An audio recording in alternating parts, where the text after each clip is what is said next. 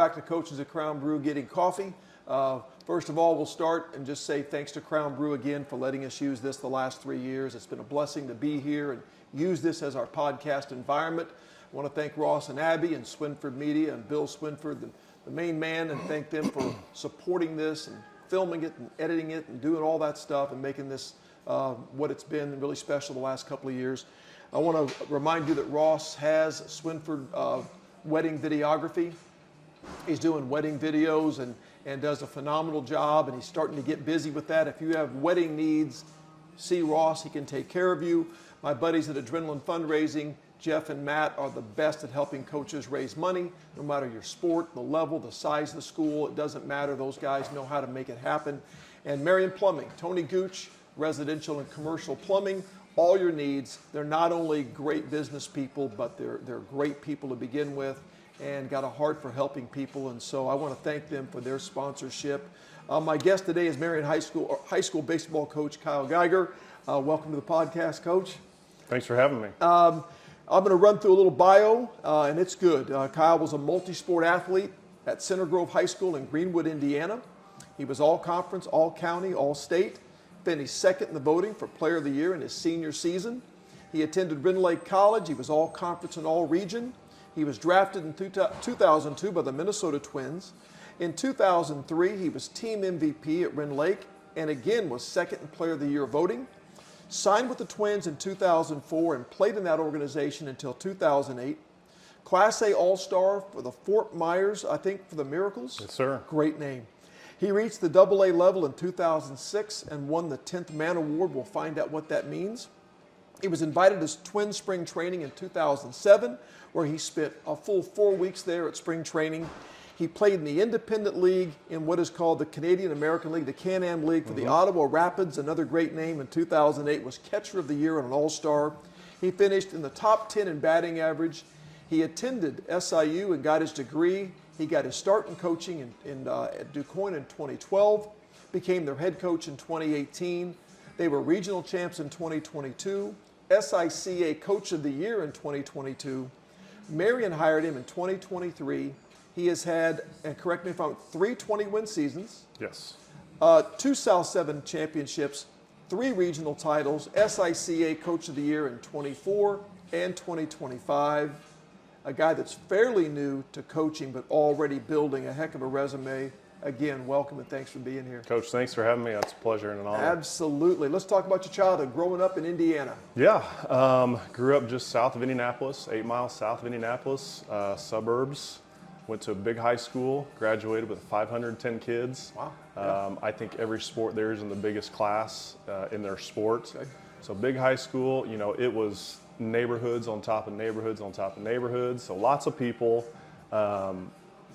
just grew up, youngest of 3, brother and sister, both older than me. They athletes too? Oh yeah, yep. Had a great childhood. We were just kids that ran the neighborhood and, doing what we want our kids to do now, just roaming around and running around and having fun. So had a great childhood growing up, and like you read, all the other stuff came later in life. Yeah. Did you start early? I assume in where you were from, there were a lot of activities for kids to start at a young age. Is that where you started? Yeah, I mean, we grew up doing everything that we could. We were on the soccer fields, we were playing wiffle ball, we were in the pool, just kind of doing all those kid things back in the day when there was nothing to do but that stuff. You hear it all the time. It was leave it, after breakfast and go roam the neighborhoods and ride bikes and come back when you were hungry or needed something to drink, and then same thing in the evening. So yeah, I had a great childhood growing up. I hear kids, I feel like, and everybody says kids don't do that like they used to. Right. I just feel like they're missing out on so much. Oh, for sure. I love playing competitive sports, and I played all that Little League stuff, Little League football. Yeah. But those wiffle ball games in the backyard were just the best. And we had a standing Sunday 1 o'clock game in our backyard for football, and you had to make the diving catch between the dog pen and the garage. Sure. You knew right where the obstacles were. Yeah. And you always painted those scenarios and situations, the bottom of the ninth, 3-2, 2 outs, all that stuff. All of it. Or the Hail Mary passes to win the football game. Yep. So it was awesome. Yeah, awesome. I love that. And so in high school, let's go there. So you go to high school, you're a multi-sport athlete. Was baseball your main thing growing up? I felt like it was, but like I said, we were so involved with everything. You know, my parents wanted us to do everything that we could. You know, it was always, you know, working on the coordination, hand-eye foot coordination. So like I said, you know, soccer, my sister was a huge swimmer. She swam her entire life. My oldest brother, it's kind of the same thing. We all did soccer. You know, football and baseball were our main ones. But we didn't really start playing football or tackle football until kind of the junior high level, you know, that 7th and 8th grade. It just wasn't a big thing back then. But he was a quarterback going all the way through. You know, baseball was his love. I think he was better at baseball. But he did pretty well in high school. He broke lots of passing records and offensive records as a quarterback. So him coming out of high school, he had offers and, you know, chose the baseball route. So he ended up playing at Indiana University. And like I said, my sister swam her whole career. That's all she did was swim. She dabbled in some, you know, volleyball, never really played soccer. I assume they had swimming as a team sport. Yeah, and it was like any other sport now. They've got their summer swim, their club swim, and then their high school season. And it's, you know, those were some of the longest days of my life, going to those swim meets. And it's like a track meet or a, you know, a dance competition or a cheerleading competition. You might swim 3 events and be done in 6 minutes, and you got to wait the whole day. So some very, very long swim meets that lasted 2 days, you know, 3 days on the weekend. And, you know, my brother and I'm you know, something we can't, you know, control, but I'm glad I had a brother because we were finding the closest gym, trying to find a basketball or bringing stuff that we could do to last throughout those swim meets. So siblings do pay a price. Yes, you know, I've got friends that their sons play travel ball, and they have a daughter that's younger, and she just rolls her eyes like, all summer long. Those long events are just they killed us, but we entertained ourselves and we had fun. So and it's good for families to spend that time together. Oh, you know, you and your brother got to spend a lot of quality time, even though it was kind of you were forced to, but that's not a bad thing, right? And you know, we talk about this. I talk about this with people my age. I'm so glad we didn't have the technology and the cell phones that these kids do now. Me too. You know, we made stuff up. If we got bored in the summertime, we were making stuff up, whether it was on our bikes or in somebody's yard, but that's just what you had to do. It's true. Yeah. It's true. That's some of the best stuff, you know? You were a 3-year quarterback. Passing guy, running guy, or both? Interesting story. We had a coaching change going into my junior year. Coach Eric Moore, who's still there, he's in the Hall of Fame in Indiana. He came from Punta Gorda, Florida, back to Indiana, which is where he's from. He's from Columbus, Indiana. He brought the wing tee to our school. Oh, wow. I think everybody thought he was crazy. We were, you know, suburb team of Indianapolis, playing in the biggest class. High school we competed, but, you know, watching my brother play, we would always get beat first round playoffs. But they were in a passing offense. Yes. Is correct? Yes. So he brings the wing tee in where it's a lot of misdirection. And the biggest thing that he did was he brought some track experience with him as well. So our summer workouts, we were 3 days a week running at 5 o'clock in the morning. Interesting. I mean, it was old school workouts. And he completely changed the culture and is still doing that today. He's been there 24 years. He has built a complete dynasty there. Still run the wing tee? Yes. They have modified it quite a bit. Shotgun wing tee? Yes. Yeah, that's what happened. So, of course, I see that, and I'm like, I wish I would have thrown the ball more. But I had my senior year, we had 2 all-state running backs in the backfield, one of the best defenses in the state of Indiana. Ended up playing for a state championship in the biggest class and got beat. But before that, I think in 40 years, the high school had never gotten past, you know, the second round of playoffs. So he comes in and just completely changes the culture. Completely changes the way people thought, you know, which was we can't compete against the big Indianapolis schools. And he was like, why not? You know? So he's done a fantastic job. I still talk to him, at least every other week, along with some other coaches that are still on staff from 24 years ago. Isn't that cool? So 3-year starter at quarterback, love to throw the ball, but we just had such good athletes. It was hand it off here, hand it off here. And then when the passing game opened up, I had wide receivers that were just wide open because everybody was so sold on the run. That's the beauty of it. And we dominated my senior year, so great experience. It is a great offense because everything sets everything up. Yes. From the trap to the lead to the buck Yes. sweep to the waggle pass. Yep. I mean, it all looks the same on Yeah. the snap of the ball. Yeah. It's great. And just the misdirection. I mean, I remember walking into film sessions on Saturday and watching defenders like go this way, thinking the ball's that way, and the ball's 10 yards up the field that way. So They try to follow your guards, Yes. and then you sucker pull them Yep. and you send them that way, but Yeah. you go, that's Yeah. great, man. And I will say, my junior year, he brings this offense in. I think we went 5-5. There were kids ready to quit because of the intense workouts. This offense was crazy. It was silly. We didn't know what was going on.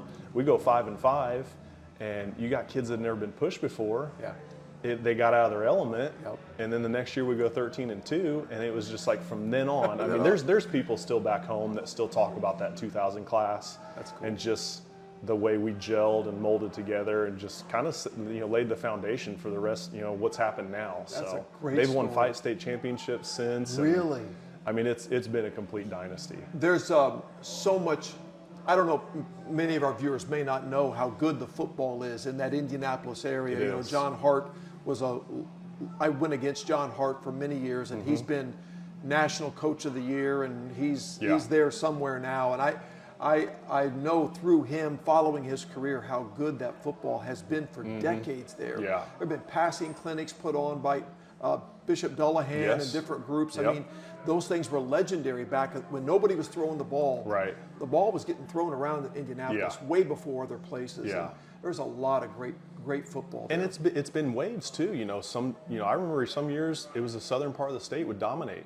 Your Evansvilles, your Evansville Wrights, your Mater Deis, your Bloomington Souths. That's true. And then it was the middle of the state, and then it was the northern part, and your Fort Waynes and your Lafayettes. That's interesting. But it's been pretty, Indianapolis, Cathedral, the Carmels, the Ben Davises, those big 4,000 plus students at these high schools. That's the conference we were in, and the people didn't think we could compete, and we did. But no, Indiana football has been good. Do you think the wing tee, was it different enough that nobody else was running it? Nobody. And that had to make a difference. Nobody. Because they're used to defend. When I first went to the spread here, nobody was doing it. Yeah. So we knew we had an advantage. The only Right. disadvantage was we never knew what defense we were going to get. Yeah. But I think it was a big thing for us to have an offense doing a screen game and up-tempo Sure. stuff that nobody was doing. Yeah. But now you have wing T brought in a passing world. It had to be. Yeah. Yeah. Yeah, it was crazy. That's really And good. now, I mean, they've, since then, they've developed wing T camps that people come and they try to learn this offense because it's been so successful. I get a kick out of wing T and double wing coaches that Yeah. got smart enough to say, the game's changing, I'll run the same offense, I'll just Right. go shotgun. Yeah. So the kids think we're in spread. Yeah, Yes. Yeah. Yeah. That's great. Yeah. Well, I know they're probably saying football guys really dragging a lot of football out of you, but that's a cool decision. No, football was a great experience for me. Baseball was always our love and my love. I wrestled from 5th grade until I was a sophomore. I actually got hurt my sophomore football year. Had a ruptured kidney, put me out for 10 months. Yeah. So I missed wrestling. 10 months? 10 months. Whoa. Lacerated kidney. I got speared in the side. But, so I missed wrestling season, missed baseball season as a sophomore. I was just, I didn't know what to do with myself. I felt good after 4 or 5 months, but they were like, this is too serious of an injury. We're not going to chance it. So long story short, I missed a lot of my sophomore year. And I think after that, it was, the last 2 years of high school, let's just focus on 2 because it's tough. I mean, I don't care what school you're at, what level you're at. If you're a 3-sport athlete in high school and you're trying to balance all that stuff, it's hard. It is very hard. So I kind of got away from the wrestling part, and I can look back now and think, I wish I would have stuck it out. But it's just the timing and the how much it consumes your time, and on top of the physical aspect of it. Were you a weight cutter? It's tough. Did you have to I cut wasn't. weight? No. That's good. No. That's, Never had to worry about that. Because that is a challenge. Yes. And I know that's a big, that takes a lot of discipline Yes. and a lot of sacrifice. Yep. And I coached that for several years, or Yeah. a few years. Yeah. And I felt bad for the kids that were willing to say, hey, I'll drop down. I'm like, Right. oh, man. And I saw it at the high school last year. Yeah. These, winter time, these wrestlers are coming in the heck and they're weighing themselves. And I know, and like, they're willing to do it, and they're Yes. dedicated, and it does make a difference. Yeah. I mean, but Yeah. was your school, you said it was it became a football school, but was it a baseball school? I think so. Yeah. My brother's 4 years older than me. I remember when I was in junior high, his sophomore through senior seasons, they had some unbelievable teams. I think they went to the Final Four one year. They were nationally ranked one year. His junior year, they had some seniors that were just, one was a first-round draft pick by the Atlanta Braves. One was a draft pick with the Detroit Tigers. And then there were several that went and played D1 baseball. So there was a span of like 4 or 5 years there at Center Grove where baseball was it. But they were successful in everything. It's like Marion here. We are successful in everything. Yeah, that's right.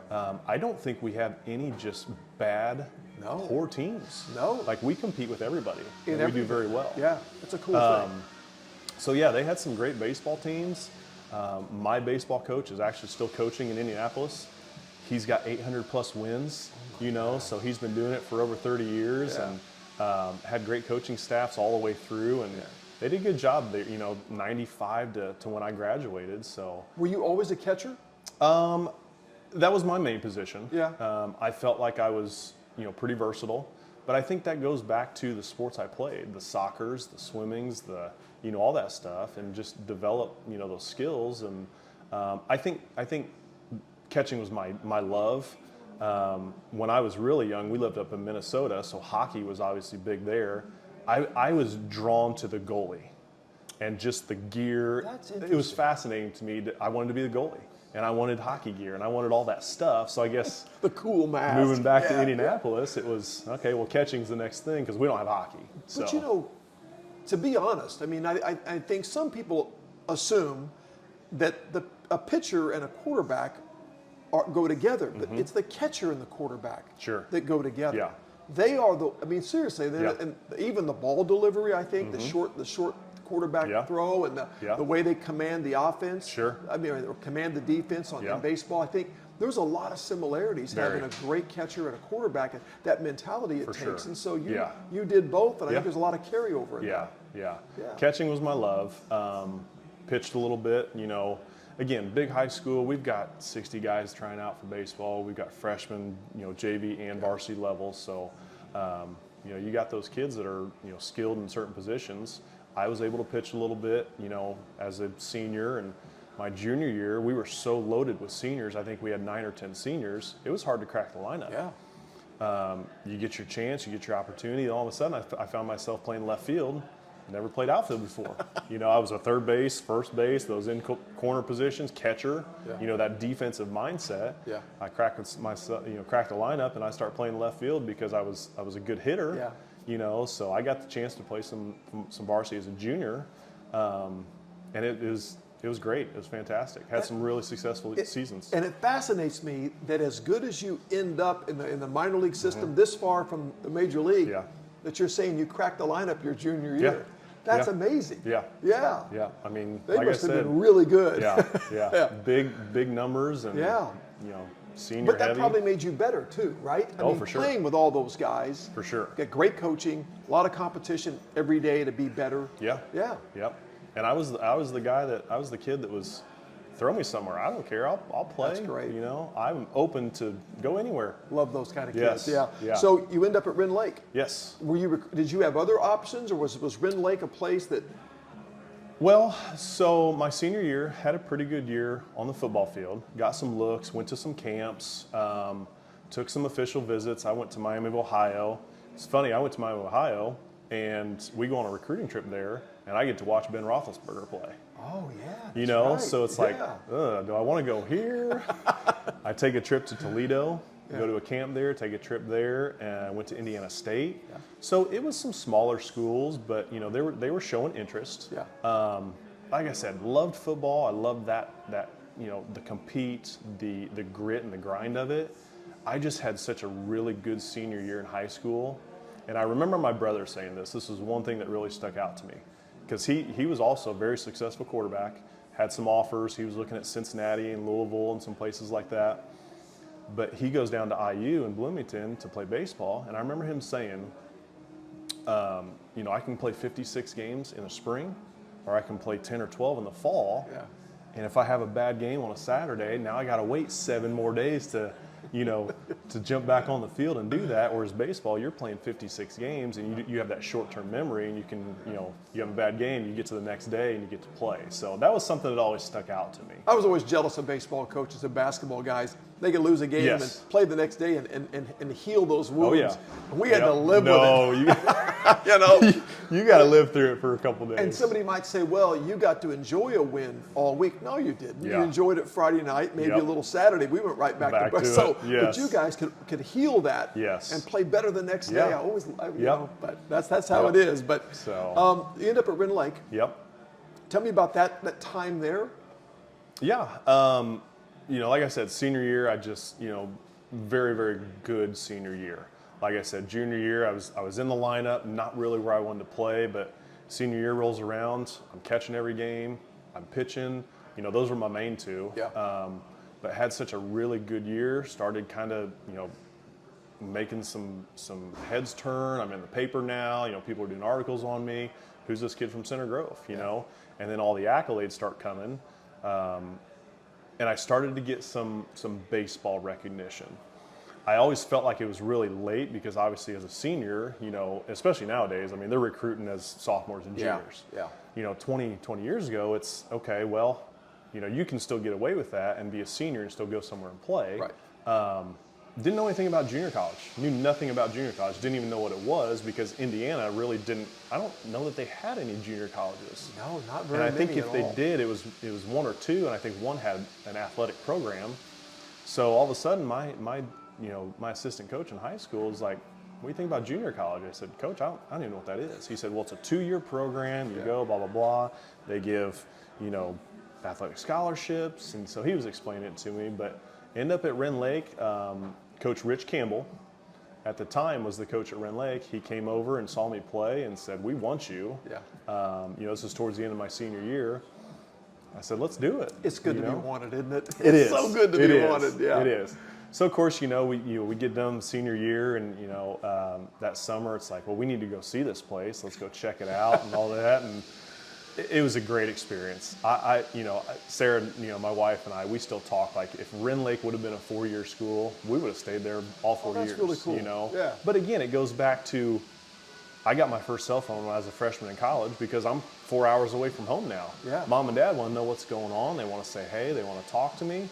Brother and sister, they're at IU. They're both at IU. I'm at Rend Lake, so it's like I get my first cell phone as a freshman. We didn't have anything. Yeah. There was nothing in Ina. I was going to say, what did you think school about Ina when and you a got baseball field and a softball field? got to go to Mount Vernon or Marion, Yes. one of the two, or right? Benton. Or Benton, yeah. So it was definitely okay, where am I at? So Southern Illinois, what is this place? But the school was great. Baseball program was great. Had a great 2 years there. It was I always fantastic. wonder what the off season was like for you. Like, I think in season, a place like Rend Lake for you would be you're playing games. What was the off season like being far from home? It's cold outside and you're in Ina. Yeah. Was that hard? It wasn't. That's I mean, good. it wasn't. Yeah, right. I never felt like I was a homebody. Yeah.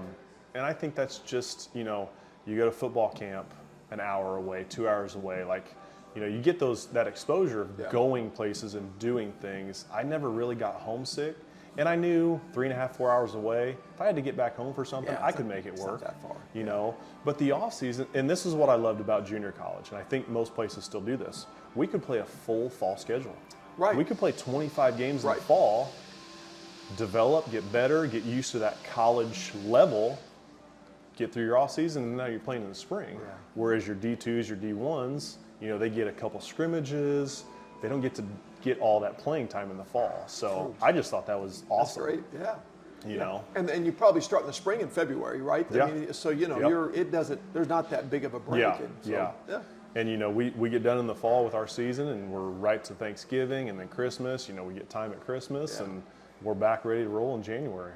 Tell me about getting drafted. Mm-hmm. This has to be like, were you surprised? Was it expected? Were you told this might happen? Tell me about that process of being Yeah. drafted. I was pretty ignorant as a baseball player. I just played. I went out and played.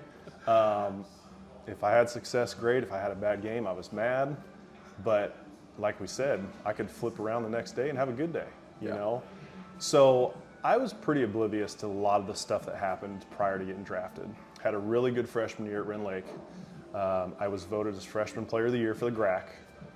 Again, and all those accolades are really nice, but I was like, all right, cool, you know, whatever. I felt like I had an okay year because I had such a good senior year in high school. Coach Modelmog starts talking to me. He was like, hey, we want you to play summer ball somewhere, just kind of like the Threadbillies. Yeah. So I got hooked up by a guy that was actually coaching at Olney. And the baseball world is just fascinating because somebody from another team might see you and you have a fantastic game. Well, now you're on their radar. Yeah. And they might know somebody that knows somebody else. So I get hooked up playing in a wooden bat league, a college wooden bat league in Waterloo, Iowa. And it was the Northwoods League, which was kind of second to the Cape Cod League as far as like summer baseball. Yeah. I go out there, that was probably one of the best things that could have happened to my whole entire playing career because the guy that ran it like professional baseball. Wow. Guy by the name of Gary Rima, and I think he was with that college wooden bat organization for a long time. He treated it like minor league baseball, professional baseball. It was games every day. Yeah. It was maybe an off day every other week. Sunday day games. We're traveling by coach, by bus. We're getting a little meal money. We're getting, you know, bats and all that kind of stuff. But it was essentially ran like professional baseball because he knew these are elite players. Half these guys might get drafted. So I get out there to Iowa, had a great experience. We're living with host families, you know, people we don't know. So you build those relationships with host families. And, you know, the draft is in June. And backing up, you know, my coach said, we want you to go out here, play some college baseball or, you know, college wooden bat league. So now I'm playing with wood. I've never played with a wood bat before. Oh, interesting, yeah. So just those things like completely helped develop into, you know, the professional part of that. But he told me, he said, well, we want you to go out here. We want you to play in this league.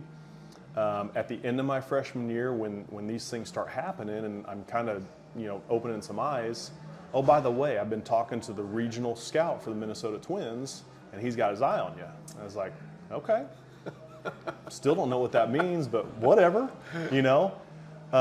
So by the time I get to Iowa, I'm now having the conversation of, we're going to put your name in the draft. Okay, don't know what that means, but let's do it. So get through May, get through June, the draft comes around. I'm playing wiffle ball baseball with my host family's kids and some of the neighbor kids when day 4 of the draft comes up.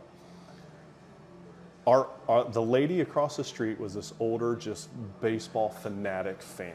She comes over across the street and she's like, hey, where'd you go to college? I said, Rend Lake. She said, when's your birthday? I said, May 8th, 1982. She said, you just got drafted by the Twins. Wow, I was that's like, how you no found way. I said, no way. Sweetest old lady. She went to every game. That is so cool. Yeah, she came over and told me I got drafted. That's how you found out. It wasn't 5 minutes later, Coach, my phone starts blowing up. I'm talking scouts, I'm talking family members, you know, aunts and uncles. That's so I was exciting. oblivious. That's I was out awesome. having fun playing wiffle ball with the neighbor kids. Yeah. So I think there were about 4 kids on that summer wooden bat league that got that team that got drafted. Yeah. So of course, you know, the hype was there, and you know, they're announcing that in the stadium and all that kind of stuff. But the whole process after that was just, it was cool. It was pretty fascinating. Yeah. So what's the next step? You played a year, you got drafted, and then what? Finished the college wooden bat league in the summer. Okay. At the time, it was called the draft and follow. Okay. So pretty much what that meant was, in my case, the Minnesota Twins drafted me. Okay. They essentially owned me for a year. Okay.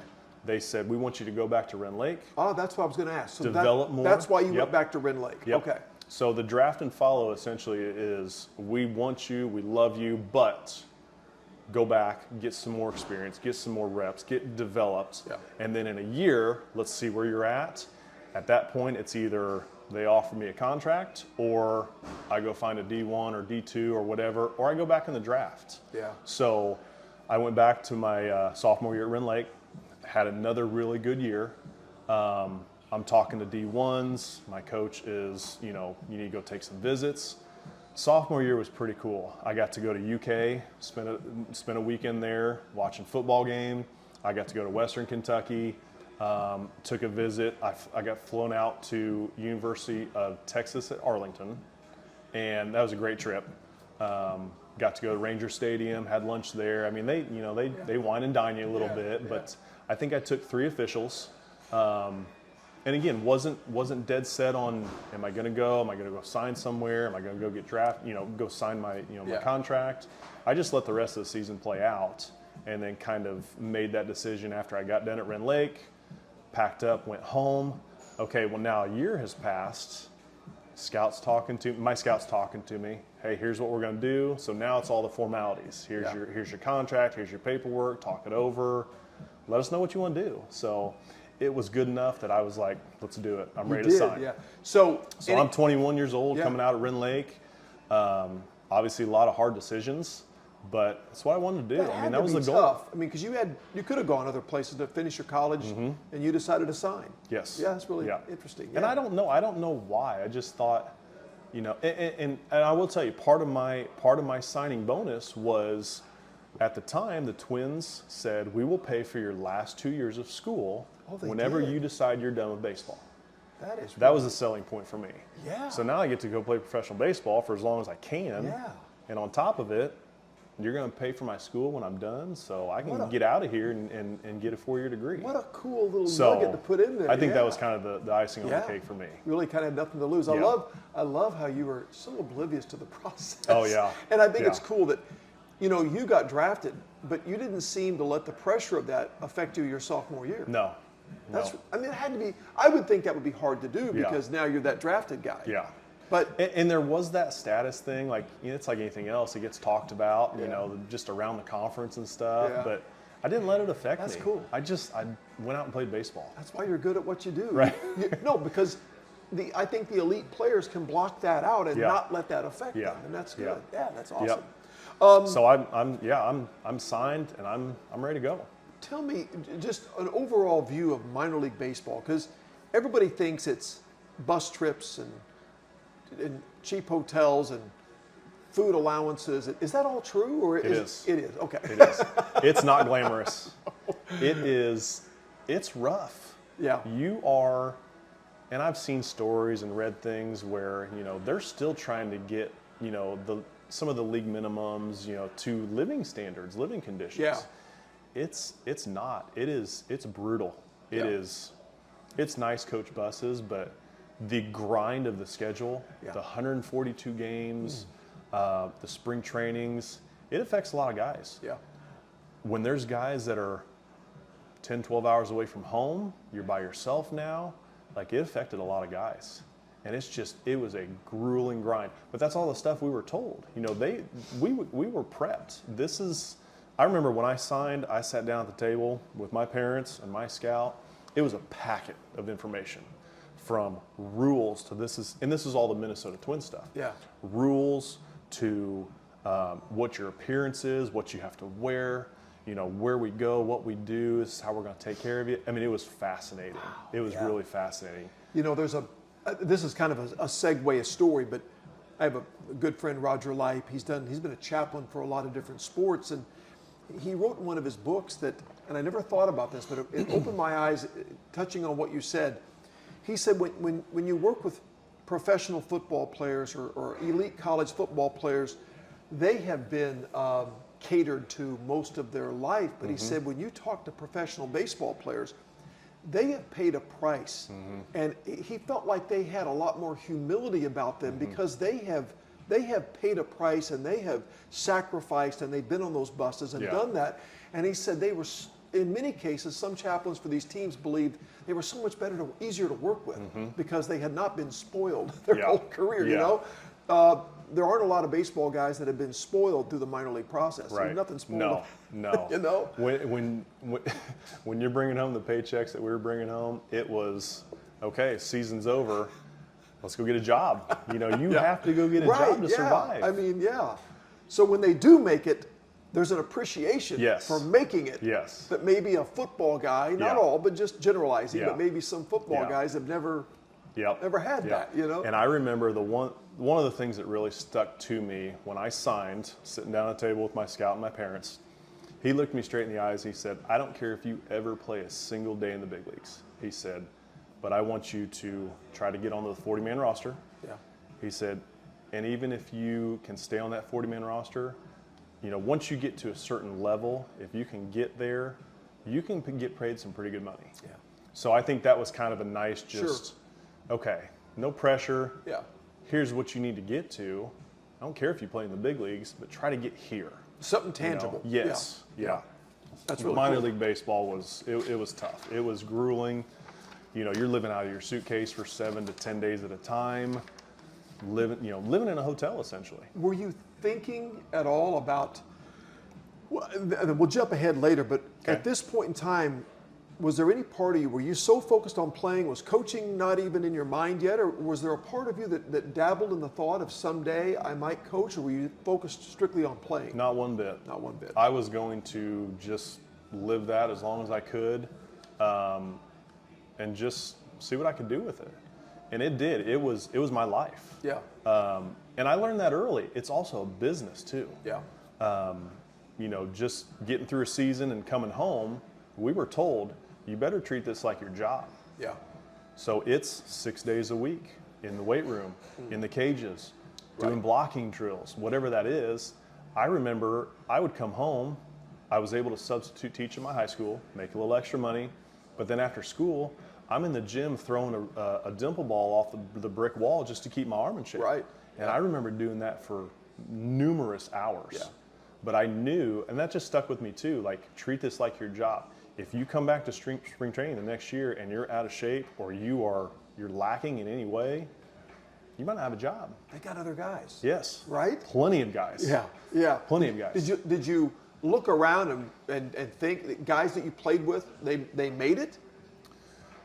Yeah. Yeah. I like I said, I learned real early that this was a business. You know, this wasn't just let's go play baseball. Yeah. This is a business. Yeah. I show up my first time to what was extended spring training after I signed in June, and I'm in a locker room with 200 guys. Half of them are from other countries.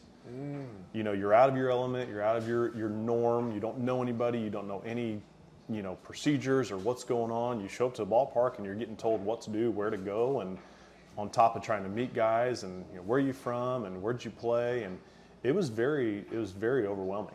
Yeah. You let's talk about spring training. The one you had the extended time there in spring training. What was that like? It was awesome. Yeah. You know, the first couple of years it was just, you know, show up when everybody does. Pitchers and catchers are usually there a little bit early, a couple of days early. But the normal minor league spring training was tough. Yeah. You know, and that's why, you know, I used to tell people was they would say, you're in Florida, you're under the sun, you're in Florida in, you know, February, March, April. That's got to be awesome. No, it's not. We're at the ballpark at 7 o'clock. Yeah. We are training until noon. And then when we start playing spring training games, those are 3 hours long. So now it's 3 o'clock. By the time we're showered and treatment and back at the hotel, it's 4 or 5. Yeah. It's a job. Yeah. So spring training is great. You know, we show up, there's 200 minor league guys there, you know, catching bullpens all day, very taxing on the body. Yeah. But like I said, you learn real fast as far as being a catcher, who's my competition? You know, how young's this guy? How old's this guy? Where's this guy going to end up at the end of spring training? Are we double A? Are we single A? So just that whole, you know, just thinking about who is my competition, who do I need to beat out, was always in me. Sure. You know? I did not know there were that many guys at spring training at the beginning of spring training. I didn't know that. Yeah. They thinned them out with each passing week and start assigning them places? Yep. So, and to be honest, I don't know how it is now, but the Twins had 6 minor league organizations under the big leagues. We had 2 rookie balls, 2 single A's, and then your double A and triple A. So you think 25 guys per team, that's a lot of guys. Yeah. When I was with the Twins, I think 3 of the 5 years I was with the Twins, we were minor league organization of the year. They did a fantastic job. Yeah. I mean, from everything from facilities to the way we ran stuff to the way we performed, we were minor league organization of the year 3 out of 4 years, and that says something. So I knew I was in a good place. I knew I was with great coaches. One thing that I noticed with the Twins, they brought in a lot of ex-big league players as managers to run these minor league teams. Yeah. And then all these assistant coaches, these pitching coaches, these hitting coaches, a lot of these guys played in the big leagues. Yeah.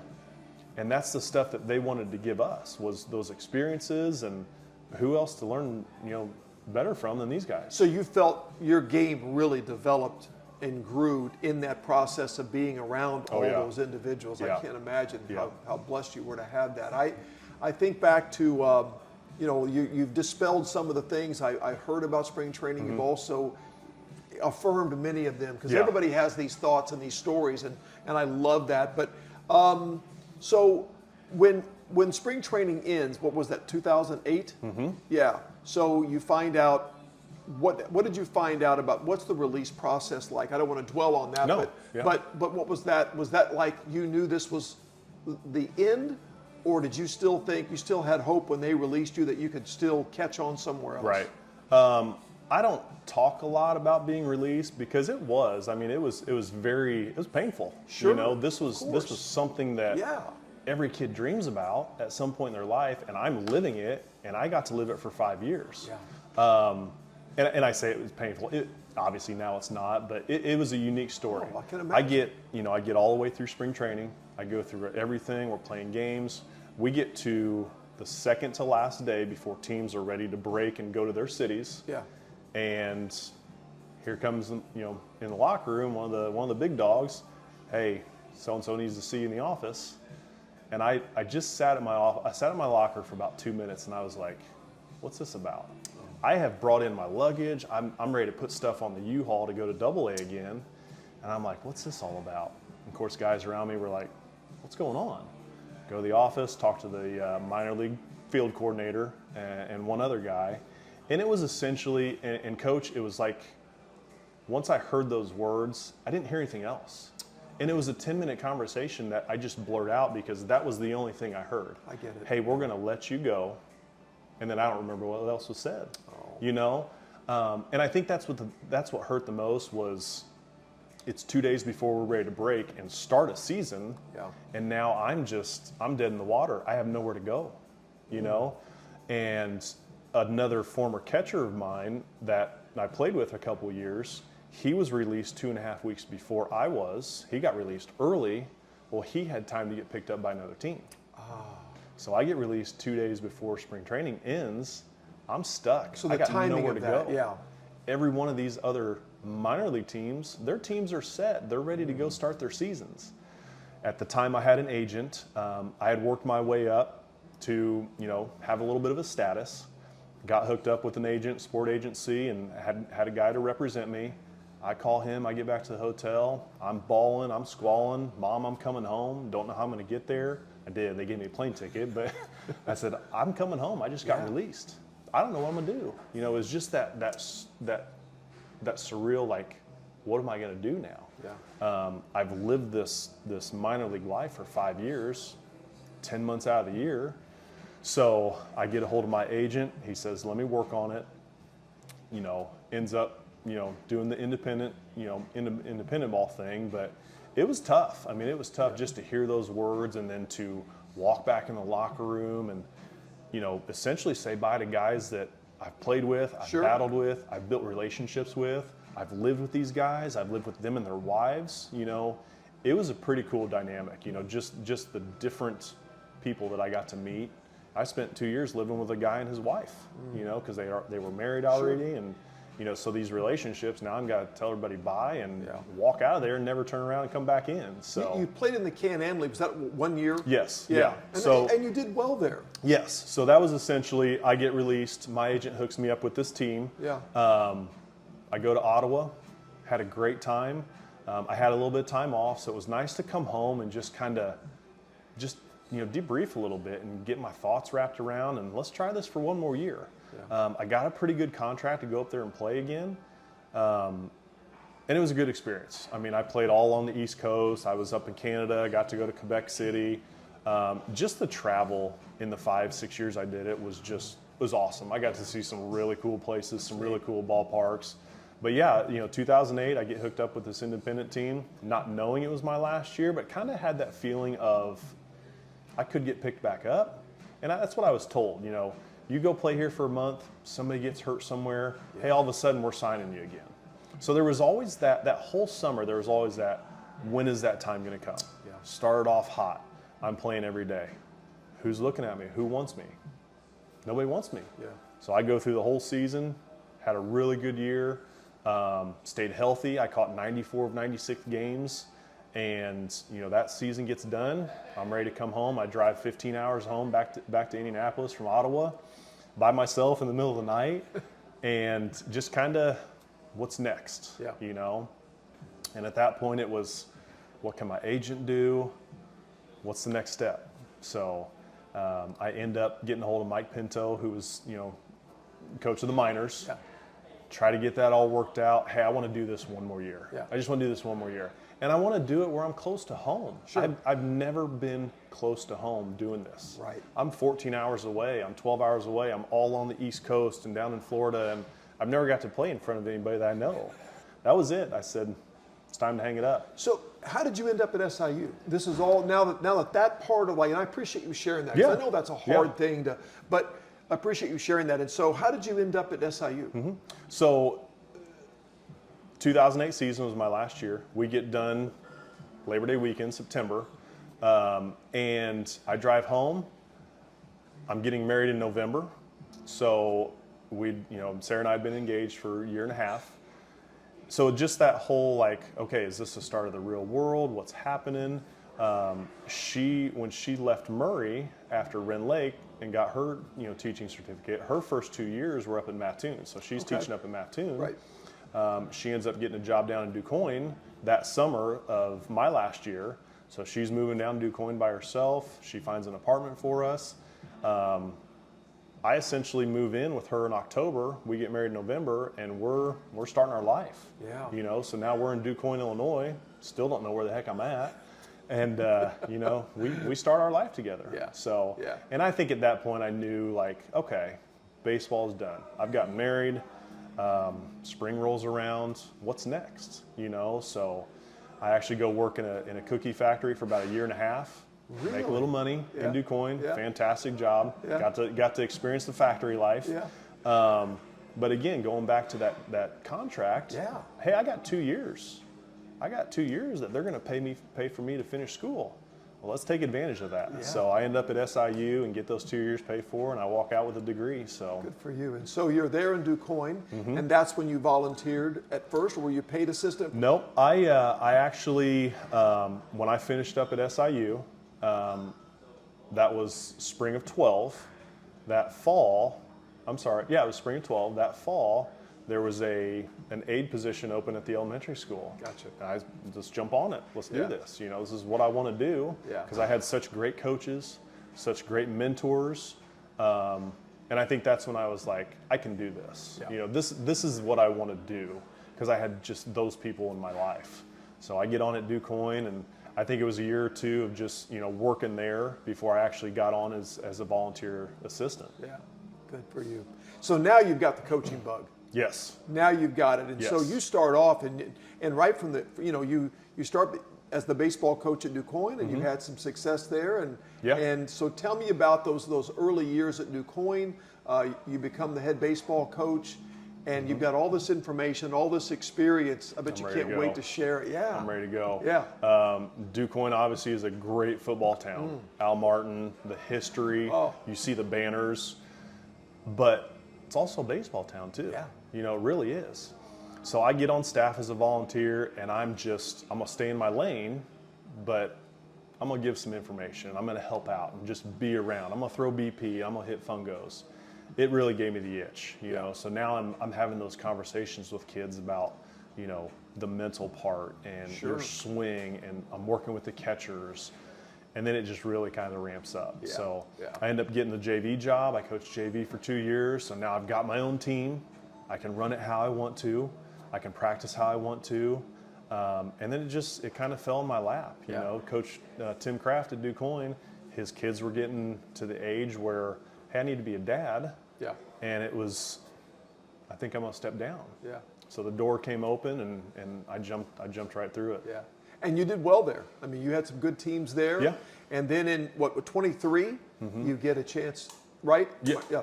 22 or 23, you came here. 23. 23. Yep. So 23, Marion opens up, and Yes. and you've been here, and so program another good baseball Yes. town. Coach Manfredo retires, and we've got an opening, and we hire Kyle Yes. Geiger, and Yeah. and it's been a great fit. Yes. Yes. Had a great time at Quoin. 2A school. I'm playing all 2A schools, 1A schools. 2020, I get a hold of Ryan Gadisky, and I say, hey, I want to make this schedule better. We've got to play better competition. I want to get Marion on the schedule for a home and away. Okay, let's do it. 2020 is the COVID year that nobody gets to play. Right. So essentially in 21, we get Marion on the schedule. Yeah. And I tell these kids at Quoin, you're going to see some good stuff here. Yeah. This is what we want to do. We want Yeah. to play these bigger teams. So we had Marion on the schedule for 2 years, and it was great for those kids to see that. The door opens up here, and I'm like, this is what I want. You know, I want to coach these kids. I want to get to a bigger school. Yeah. That's where I came from. Yeah. I came from a big high school. Yeah. This is a great opportunity. Let's jump on it. Yeah. Well, we're glad you did. Yes, thank you. And it's been a good fit. You've had a lot of success. What has been the key to Marion's success for you? When you came here, what are some things about Marion that this is a good fit for baseball? I think you know just as well as I do, when you come in somewhere, it's tough. You're trying to get kids to buy in. Yeah. You're trying to meet them, personalities. You know, what does that look like on both sides? They're trying to, figure me out. I'm trying to figure them out. So just that whole process of getting started, it's tough. It is. And it's the buy-in. It's you got to get these kids on board to what you're doing. That's right. And I've never been hey, this is what I did. I was a professional baseball player. You have to listen to me. Now let's make this work together. Yeah. You know, let me give you some help. Let me give you some advice. Try this, try this. So getting them to buy in early and just kind of trust in me and my beliefs and what I thought and here's how we're going to do stuff, I think that was the key. Yeah. And they did. They were chomping at the bit Yeah. to get going and what's this guy all about. Yeah. So just that buy-in and that trust and through the off season, through the season, what does that look like and how's this going to how's this going to roll? You took over for a guy that was really popular, and you navigated that really, really well. And I know that's never easy when you replace someone that's well-liked and Sure. he goes out on his own and decides to retire, but you've navigated that, and that's a big deal because that's not always easy to do. Yeah. Because you're going to do naturally things a little bit different, and I'm sure you did, but the feedback for your coaching has been phenomenal. Yeah. It doesn't matter who I talk to. People Appreciate it. are supportive of what you do and Yeah. how you do it, Yeah. and they love playing for Yeah. you. So that's Yeah, I really appreciate cool. it. I have some baseball questions now Okay. for you. Okay, All right. and I know I've kind of given you a heads up on this. Okay. So some things about baseball. I watch baseball a lot, and by the way, until you watch baseball daily, you don't understand the beating a catcher takes until you can't watch once a week and know. When I watch baseball, and I almost watch it every day, catching. Oh my gosh, Coach, they take a beating, and you see it Wednesday night, and then Yeah. you see him take a shot Thursday Yeah. and a foul tip, and Yeah. I mean, you went through that. It's brutal. Yeah, it is. It's brutal. Yeah. And the sensitive parts of your body that get hit with a ball, it's awful. The in between the thighs, the inside the bicep. Every place the equipment doesn't Oh cover. my right? gosh, it's brutal. and just on top of like I said, when I played 94 of 96 games, Oh, I can't imagine. the squatting, the up and down, the continuous throwing back to the pitcher, it is brutal on your body. Do you still feel it? What do you mean? You wake up in the morning, are you stiff? Are you late?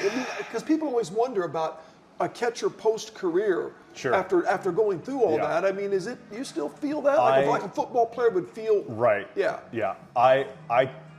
I want to think I was very blessed in my career. Pretty injury-free. That's great. I had Yeah. one Yeah. knee scope my first year with the Twins. Right. I think that was my biggest baseball injury. But I do now, it's starting to, and I've always said, as long as I can throw batting practice Yeah. and hit some fungos, like I will be happy. Okay, that's good. But I'm starting to, Yeah. the arm gets, a little sore, a little faster, and it takes me longer to get warmed up. But brother, it happens. I mean, catching is brutal. Yeah, it is.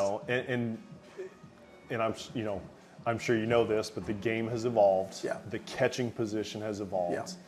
Yeah. For good or bad, I don't know, but I talk a lot about catching wise, the one knee down stuff now, when a guy's down on one knee. See it, yeah. We weren't able to do that. Yeah.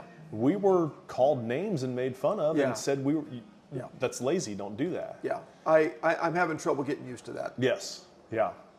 First time I saw it, I'm like, what's he doing? What is he doing? What's he doing? Yeah. Yeah. Right. But I think back, like, how much longer could I have played if I was able to do that, Yeah, that was acceptable. Yeah. Yeah. Yeah, that's really interesting. I learned to take care of my body. Yeah. And treat it right. And I think, that was a big part of, having a pretty injury-free career. So. Pitch clock? Like it? I think at certain levels, yes. Okay. Yeah. There's been a lot of changes in baseball in the last, couple years. Yeah. I think some of them are good. Yeah. I'm not a fan of a lot of them. Okay. I'm still that old school baseball, and I don't think I'm old. No, I am too, and that's why I'm asking these questions. Yeah, So, yeah. But the pitch clock I was against, but I kind of like the fact that Yeah. games are now 2.5 hours. I would agree. Yeah. Baseball can be a very, very long sport, but a lot of those older people are like, well, that's the love of the game. Yes. It doesn't end until it's over. That's right. And there was never, growing up, baseball was never, you're in a hurry to end it. Yeah. It just, Yeah. you let it play out. Yep. Runner at second, extra innings. Hate it. Hate it too. Absolutely hate it. I hate it. I hate it. Shouldn't they bunt him over Yes. every time? Yes. My dad Yep. passed away, big baseball guy. If my dad saw that today, I think I saw the Mets and somebody play one night. They played 15 or 16 innings. Yep. And nobody, until the last inning, was bunting the runner Right. at second over, and it was driving me It's crazy. ridiculous. It was driving me crazy. It's ridiculous. Yeah. I remember playing in a 23-inning game in Double-A, and it was 12:30 in the morning when we got done. 7 o'clock start, 12:30 in the morning. And we loved it. We loved it. So I do get, speed it up. I know, right. Keep the fans engaged. Right. I get that. Nobody wants to sit at a ballpark for 3.5 hours and watch. I'm at least use that runner at second if it gets to the 12th or 13th. Right. I don't like it in the 10th No. inning. Okay, No, I'm don't glad like we it. agree on that. What about the shift? I think that's just part of baseball. I don't like them banning the shift. If somebody's going to shift, hit it the other way. Or bunt it the other way. Thank you. I just think the game has changed to Thank this you. power pitching, power hitting. Yeah. That's just not how I grew up. You want them to stop shifting, hit it where they're not. Yes. But no, they don't. No one. I mean, yeah. No. I'm like, it's a free hit. I saw Matt Carpenter get a double on a swinging bunt. I remember that. And I'm thinking, Yep. does that not put a light bulb in his Yep. mind and say, I know. I should do that more often? Yep. Okay. Yeah. The obsession with launch angle. I'll make this two separate questions. Okay. The obsession with launch angle. Launch angle's been around forever. Okay. It's been around for over 100 years. It just hasn't been calculated like it is now. Analytics. You right? know, and when I tell kids that, they're like, oh, that makes sense. Yeah. Launch angle's always been around. Yeah. We just didn't ever factor it into what we were teaching. Are we having too many non-home run hitters worry about launch angle? Yes. Yeah. Yeah. I think so too. Yeah. I mean, I'm obsessed with the death of the 300 hitter. Yes. I saw a stat that were, I'm going to make up these numbers. We'll Right. say there was 48 in 2002, and there's 8 right now in baseball. The numbers are dramatic. We've lost Right. the 300 hitter. Nobody cares. No. I mean, I care. But are we missing something? Yeah. Yeah. We're getting away from contact, solid contact, hit line drives. Everybody wants to just hit bombs. But I wonder how many of these guys have that in their contracts. If I can hit 30 home runs, am I getting paid more? Yeah. If I get to 75 RBIs, am I getting a bonus? Yeah. Must be an incentive. The money. There's got to be some incentives there. But it drives me crazy too. It's a rise. San Diego Padres. Old school. Yeah. Love to watch him play. Yeah. I regret that I didn't watch Ichiro play. He played out in Seattle. Yep. I watched Cardinals. I didn't watch a lot of, and there wasn't a lot of interleague play for Right. a while. I wish I could have watched him more Yeah. because I miss that. Yes. I miss Yeah. that bat control, put the ball where they're not. Him, the Tony Gwynns, Tony the Gwynn. Pete Rose. I know. Paul Molitor. Paul Molitor was very, around when I was with the Twins. I mean, Paul Molitor, all he did was hit the ball on the ground. And he used that old Metrodome turf in Minneapolis, hit the ball on the ground, and he's got over 2,000 hits. Cardinals got this speedy outfielder, and I watch him hit fly balls all the time. Yeah. And I'm thinking, Yeah. Victor, put the ball on the ground. I know. Make people make Yeah. a play. Yeah. Because a routine ground ball, he gets thrown out by half step. Yep.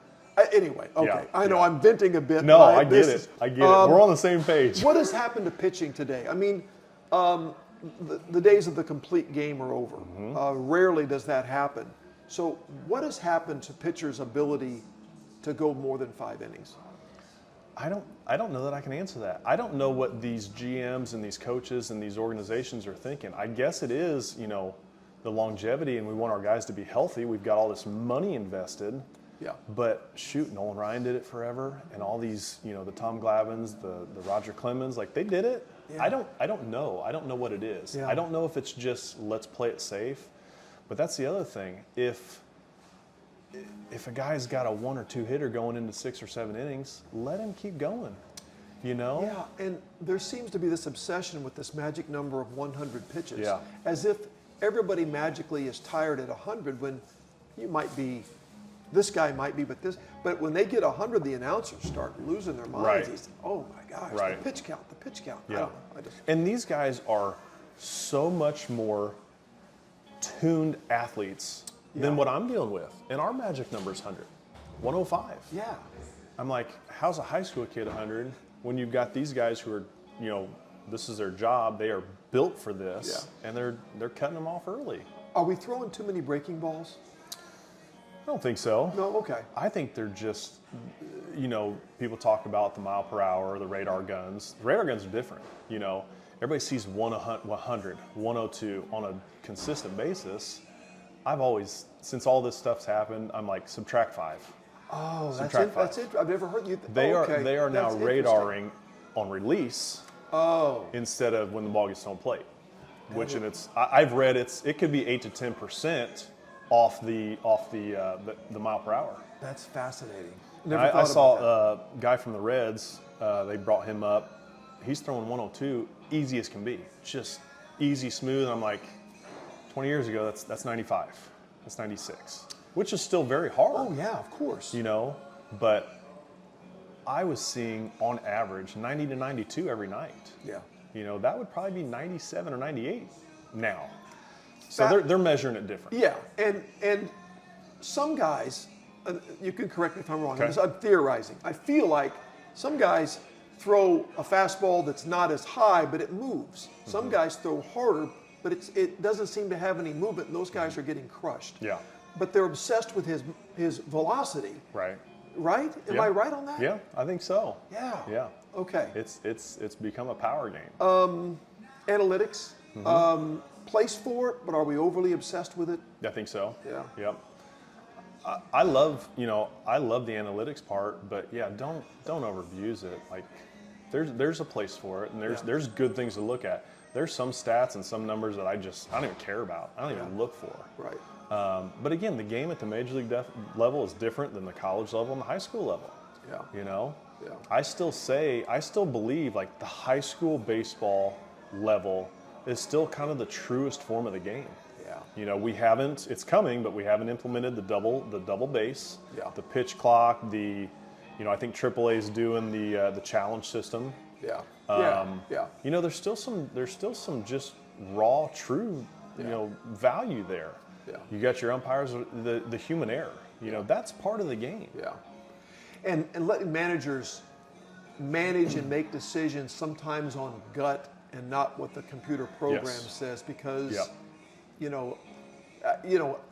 let's face it, a guy that's seeing the ball right now better than he was a month ago. The analytics say pinch hit for him, but you got this feeling that he's seeing the ball better. Yes. You've been a player. I was a player. Yeah. You're seeing the ball better at times than others, and that analytics may say you need to come out. Yeah. But right now, Coach, that ball looks hittable to me. Yeah. So, The last baseball question, it's not on here, but Okay. it's about runners stealing bases. I know a lot of people think they're stealing off the pitchers now because the pitchers just aren't either able to hold the runners on, but we kind of went away from stealing bases. I think now they see the advantage. It's coming. Is it coming back? It is. Yeah. I think it is. You know, the bases got bigger a couple years ago. They Yeah. increased the size of the bases, and then you've got the rule to where a pitcher can only throw over twice. Yeah. You know, before they. So I think, you know, runners are being more aggressive. Yeah. And I love it. Yeah. I love it. I do like to too. see them. You know, I tell my players, we want to create chaos. Absolutely. We want to put the ball in play, make defenses show that they can handle it, whether it's a bunt or a hit and run or whatever. And I'm not we're going to play small ball all the time. Right. But when there's an opportunity, you got to be able to do it, because you can expose a lot of defenses that don't know how to do that stuff. They don't practice that stuff. No. And I try to tell my guys that we drill that stuff.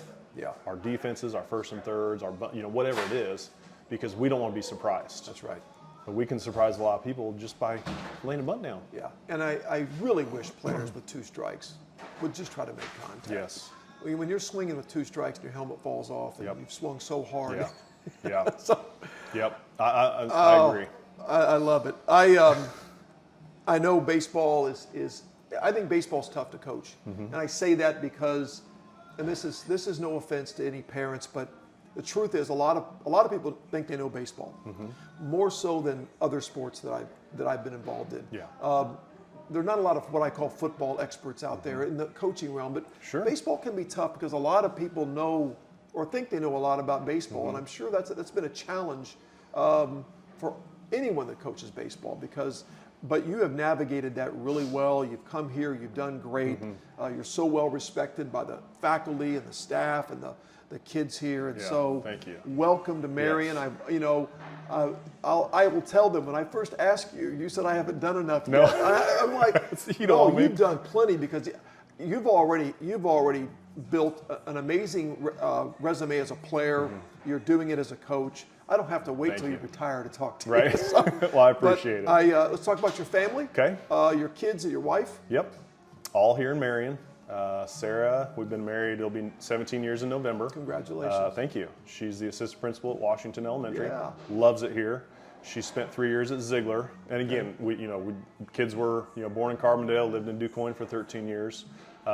Sarah made a move, I think it was the fall of 20, when we were kind of getting back into school. She became the principal at Ziegler Elementary Junior High. Did that for 3 years. Loved being a principal. Learned a lot, and now is the assistant principal at Washington and just loves it. She loves it here. Good. Kids, I've got Leah's my oldest. She's a freshman at the high school, very active. Yeah. She's wonderful. I get to take her to school every day, so we get to have those awesome. conversations, that we haven't got to have Yeah. in the last couple of years. And then Lincoln, our son, is a 7th grader at the junior high. So very active, sports, choir, just everything, So we're chasing them around, and Great. it's fun. I wouldn't want it any other way. What about that father-in-law? He's something. Yeah. I know you had a great conversation I did. with him. Rick Metcalf, the legendary coach. Yes. And he was one of the most entertaining podcast visits I've had. I mean, it was great. That's him. And I knew he would be. And I was told when someone here in town said, you're going to interview Coach Metcalf, Yeah. I said, yeah, they go, buckle up. Yeah. It's great. So he was great. We have some great conversations. Yeah. Baseball and basketball are 2 completely different sports. I don't think he could put a practice plan together for baseball. I couldn't put a practice plan together Yeah. for basketball. But Yeah. just the coaching realm, the sharing experiences, Sure. all the stuff that people don't see, the outside stuff, the camps, the whatever it is. Like, it's fun to talk about that. And, of course, he's got stories for days. And, He's back in the great day. storyteller. So- Remembers everything. Yes. Yeah. Knows everybody. Right. So what was it like the first time you met him? I don't know. My dad is very big. He played football at Indiana. Yeah. He was an offensive, lineman, defensive lineman back in the 70s. So when I met Rick, he's just as tall, just as big. I'm like, all right, and knowing he's a basketball guy, Yeah. I think we hit it off pretty That's early. great. He, baseball player at Rend Lake, Yeah. athlete, Yeah. all that kind of Yeah. stuff. So I think he knew he was getting a good sports guy to talk to, and you know, Sarah being the oldest, I was the first, you know, son-in-law in the family, so we've shared some good stories and good experiences. You're hard not to like, Coach. I mean that. It's been a pleasure having you on here, and I think we've covered the ground I need to cover. Okay. Awesome story. Thank you. As a player, as a coach, and you're still getting it done and doing it well. We hope you're here for a very long time. I appreciate you having me on. We've loved every minute of it here. Absolutely. Wish you continued success. Thank you. Go Wildcats. Thank you. Go Wildcats, yes.